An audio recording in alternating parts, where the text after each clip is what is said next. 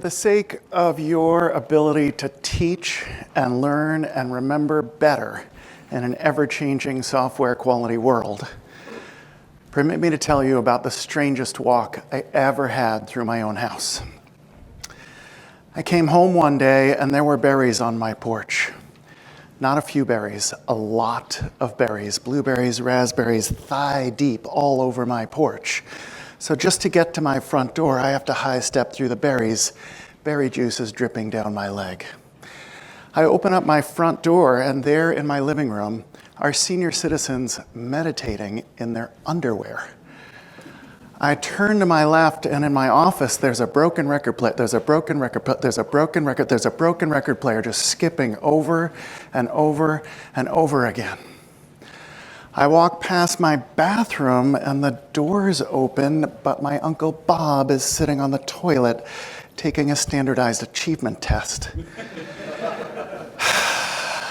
I move quickly on to my den, and in my den there's rosemary.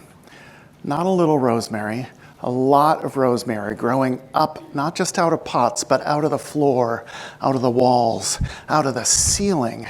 I walk into my kitchen. I think I need something to eat or drink. It must be that. I walk into my kitchen. There are pictures everywhere, not just on my fridge, pictures colored in crayon on the floor, pictures projected onto the ceiling, pictures on every surface of my kitchen. I go to head upstairs, and it's hard to get up the stairs because they're wet, I realize. And I finally figure out they're wet with tears. There's just a cascade of tears coming down my stairs. I finally get to the top of the stairs. I immediately drop, and I do 300 push-ups in a row with perfect form and no breaks, by the way. I turn around, and my upstairs is emptied out. It's nothing but space up there.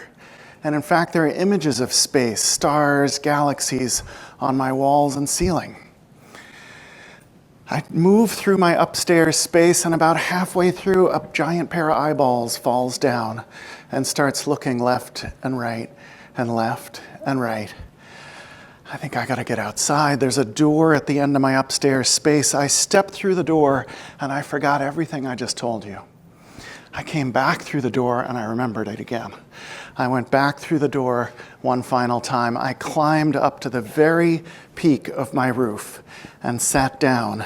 And sitting down on the peak was the end of the strangest walk I've ever had through my house. Now, as I hope you've all figured out by now, this didn't actually happen in reality. But it did happen in my mind so that I could remember a dozen tips from the science of learning and memory and share those with you today.